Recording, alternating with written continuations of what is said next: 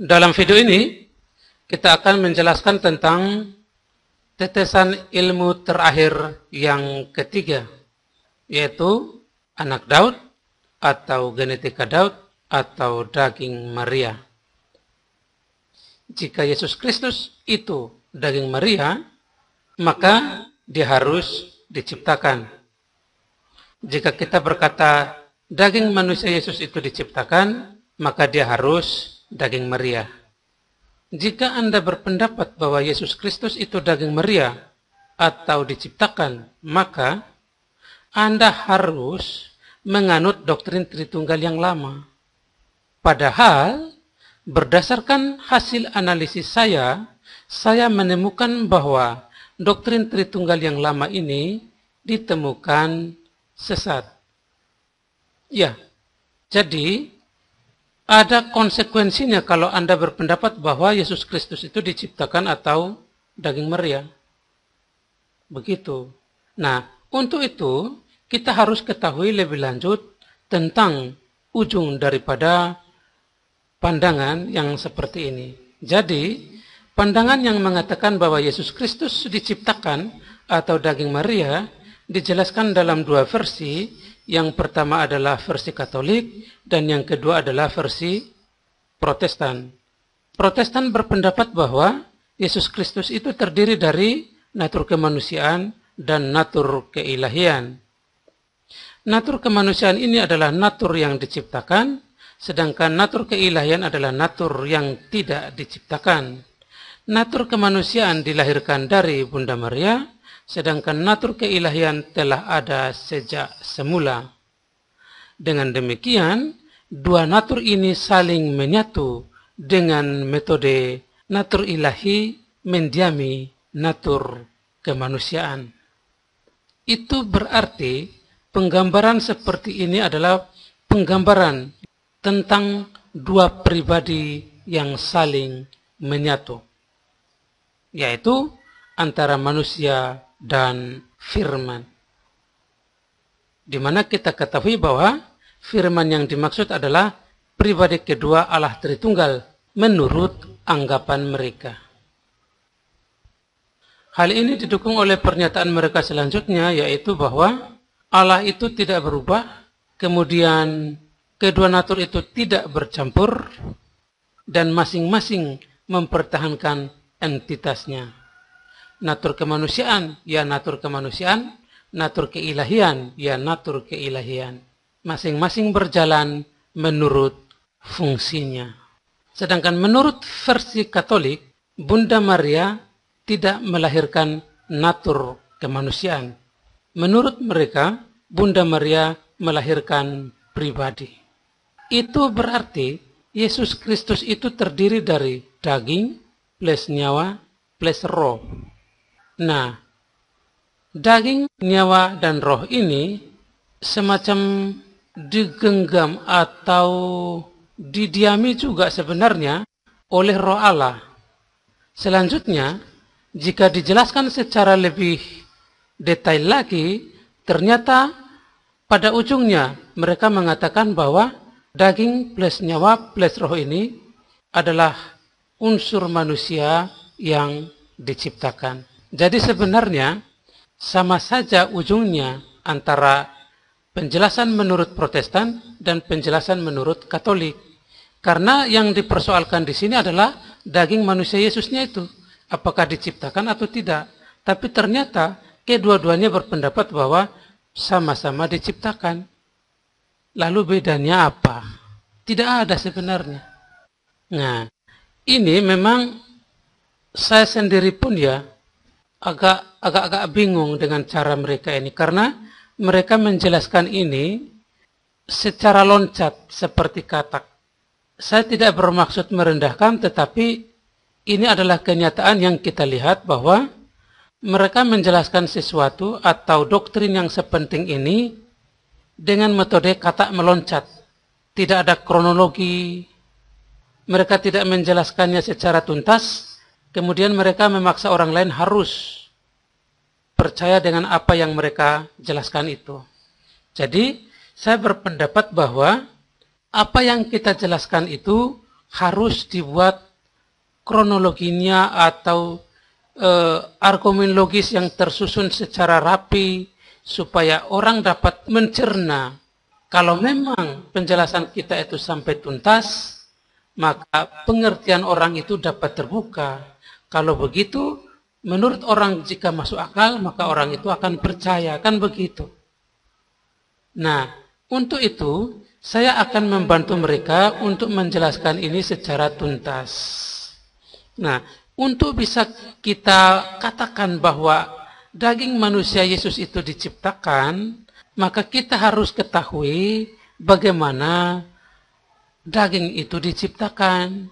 Sebab untuk bisa mengatakan daging manusia Yesus diciptakan, harus melalui tahap yang namanya pembuahan sel telur.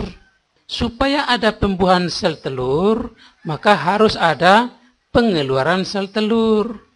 Nah, supaya ada pengeluaran sel telur, maka harus ada pematangan sel telur. Nah, supaya ada pematangan sel telur, harus ada yang namanya proses pematangan sel telur.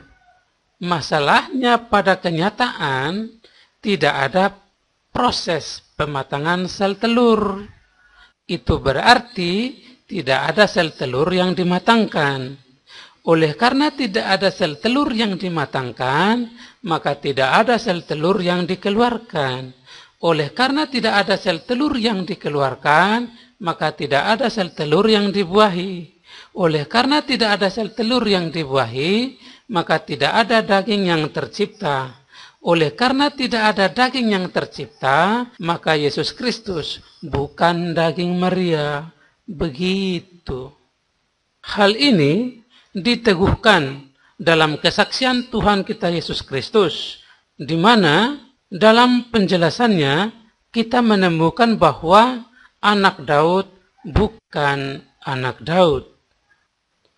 Anak Daud, huruf awalnya A besar, anak Daud, itu merujuk kepada Tuan Daud. Sedangkan anak Daud yang huruf awalnya A kecil, itu merujuk kepada genetika Daud. Tuan Daud merujuk kepada Allah, sedangkan genetika Daud merujuk kepada daging Maria. Nah, untuk anak Daud, Tuan Daud, dan Allah ini diterima sebagai kebenaran. Sedangkan anak Daud, genetika Daud, dan daging Maria ini terkena status bagaimana mungkin. Mengapa bisa begitu?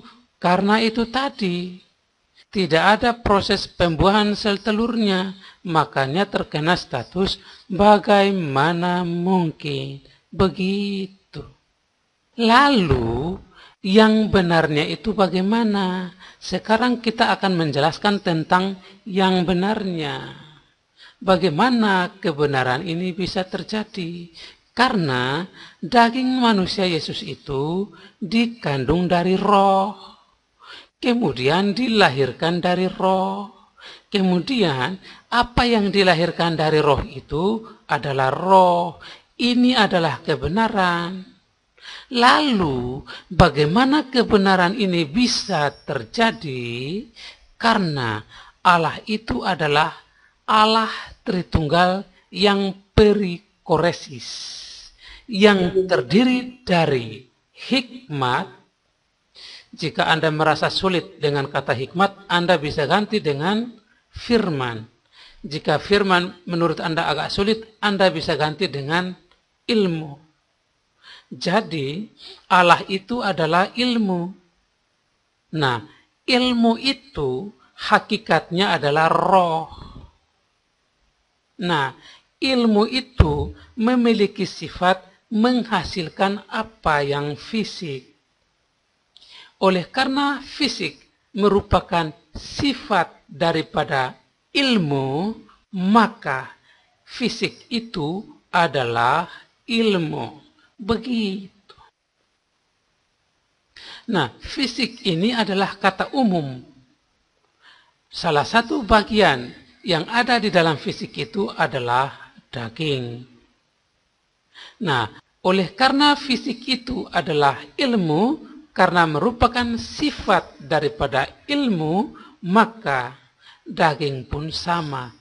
Nanti saya akan jelaskan lebih lanjut bagaimana fisik ketemu dengan daging. Sekarang kita ikuti saja dulu. Jadi, oleh karena daging adalah ilmu, maka daging adalah roh. Mengapa daging adalah roh? Karena daging adalah ilmu, sementara ilmu itu hakikatnya adalah roh. Kan begitu, bro? Ini adalah doktrin Tritunggal perikoresis. Jadi, ilmu itu Allah. Nah, ilmu ini ternyata hakikatnya itu roh. Nah, ilmu yang roh ini berdiam menjadi satu di dalam fisik. Begitu. Ya Tuhanku Yesus, aku mengasihi Engkau Bapa. Tuhan, Engkaulah Allah Bapa. Hiduplah Engkau Tuhan. Hiduplah Engkau Tuhan. Bapa, aku ini hamba Tuhan. Jadilah padaku menurut perkataan. Kemuliaan kepada Bapa dan Putra dan Roh Kudus. Seperti ada pada permulaan, sekarang, selalu, dan sepanjang segala abad. Amin. Dalam nama Bapa dan Putra dan Roh Kudus. Amin. Jadi gini teman-teman. Ini doktrin Tritunggal yang perikoresis ini Allah ya. Nah, Allah ini adalah Allah yang sorga. Jadi sorga itu jangan Anda berpikir satu tempat yang mati, jangan, itu salah. Jadi sorga itu satu tempat yang hidup. Apa artinya? Artinya di dalamnya itu ada kehidupan dan ada unsur-unsur yang mendukung kehidupan. Kenapa bisa begitu? Karena sorga adalah Allah. Begitu, karena sorga adalah Allah, maka Allah adalah sorga, karena sorga itu ada di dalam Allah. Kan begitu.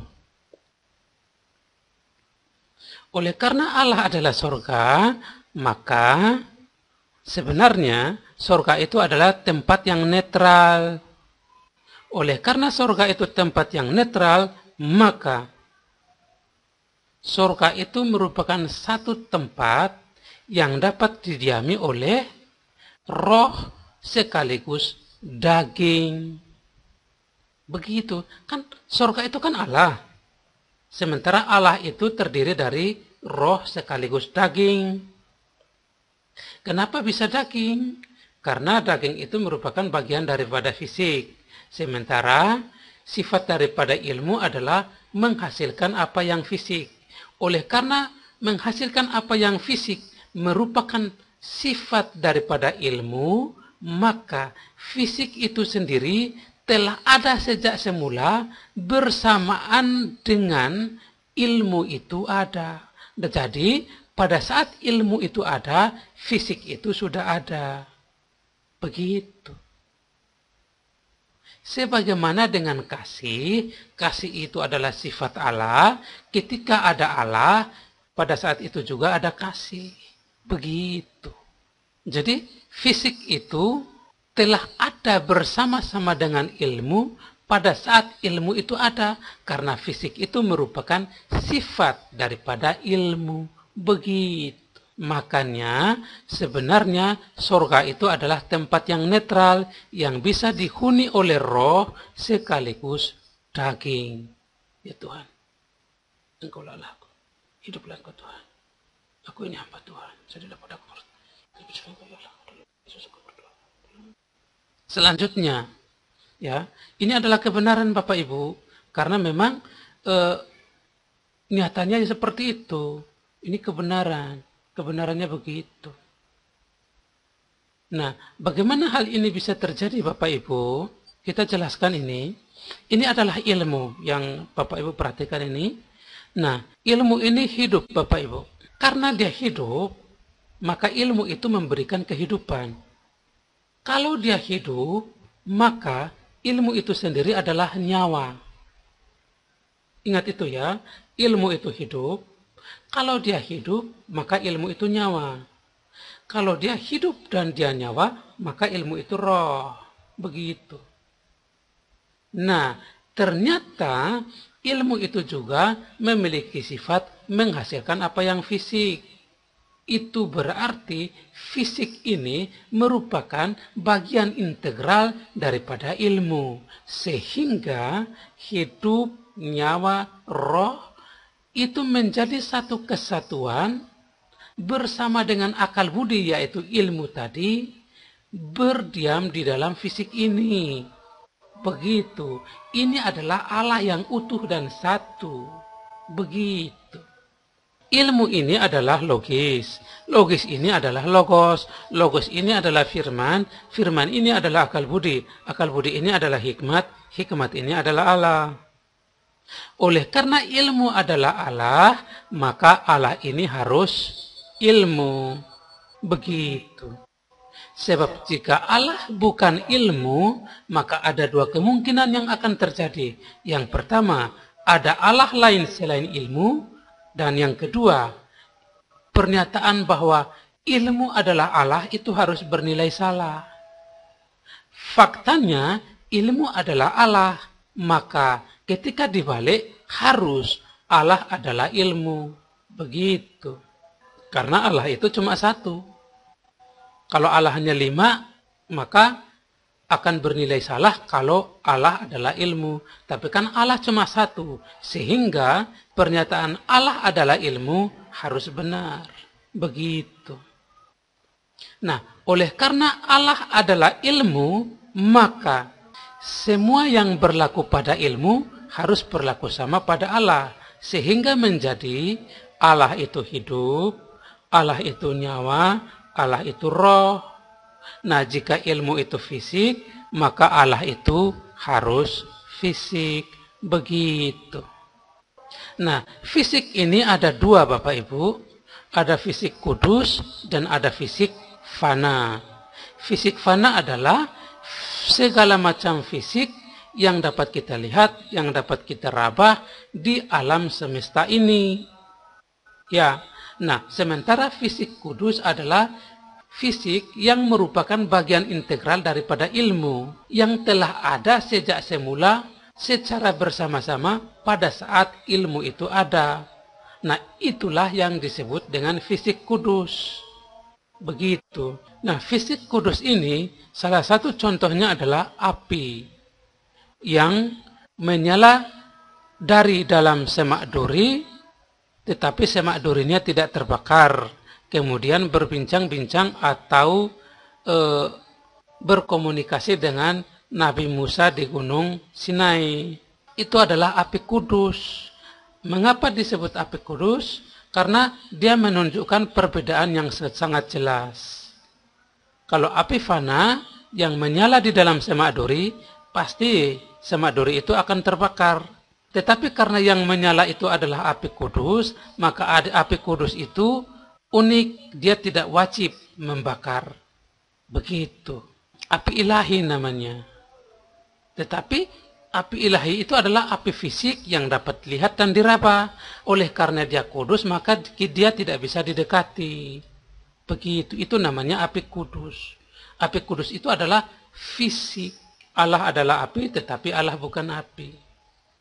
Nah, masalahnya fisik itu bukan cuma api, ada juga yang namanya air. Allah adalah air, tetapi Allah bukan air. Maka Anda akan menyebut air kudus itu sebagai air kehidupan, air hidup. Kalau Allah adalah api itu Anda bisa sebut dengan api ilahi, atau api kudus, atau api yang menghanguskan, kan begitu. Kalau Allah itu murka, ya itu seumpama api yang menghanguskan. Oleh karena Allah adalah api, ya memang benar-benar tampak api secara nyata di hadapan kita. Kan begitu. Selain itu ya Allah adalah roti, tetapi Allah bukan roti.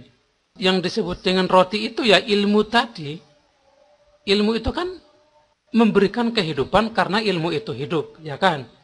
Nah, sementara roti juga mengenyangkan kita. Itu berarti roti itu memberikan kehidupan juga.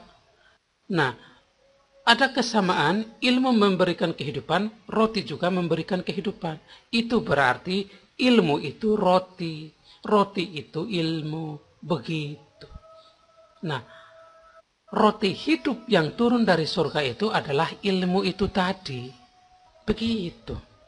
Nah, selain itu, Allah adalah batu, tetapi Allah bukan batu. Mungkin Anda kenal yang namanya batu penjuru, batu karang, ya kan?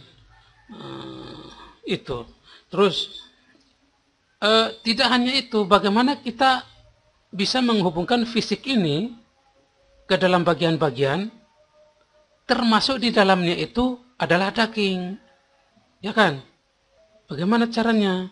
Nah, karena ilmu ini adalah hidup, nyawa, dan roh plus fisik, maka ketika ilmu membentuk Adam, manusia pertama, bapak leluhur kita dari tanah, maka pada saat ilmu berkinerja, seluruh atribut yang ada atau yang melekat pada ilmu tadi itu berkinerja di sana, sehingga tanah itu yang dipakai oleh ilmu untuk membentuk bapak leluhur kita itu, yaitu Adam, maka tanah itu terupgrade menjadi daging.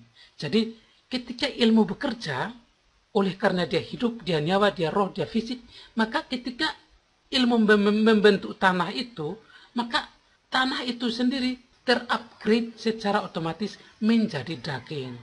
Mengapa bisa begitu? Karena Allah adalah daging. Begitu. Dan ini kita tidak bisa ragu. Karena Allah adalah api, itu berarti Allah juga adalah daging.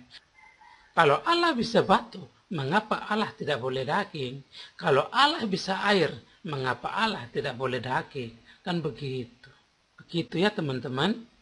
Jadi, kalau kita menjelaskan sesuatu itu, jangan loncat-loncat. Jadi, Allah adalah daging inilah yang turun ke dalam dunia, masuk tinggal di dalam rahim Ibu Maria. Begitu. Kenapa bisa daging? Karena ilmu itu daging. Kenapa ilmu bisa daging? Karena ilmu itu fisik. Kenapa ilmu bisa fisik? Karena fisik adalah sifat daripada ilmu. Pada saat ilmu ada, pada saat itu juga ada fisik. Begitu. Nah, ketika saya mengatakan Allah adalah fisik, maka fisik yang saya maksudkan adalah fisik kudus, bukan fisik fana. Ya Tuhanku Yesus.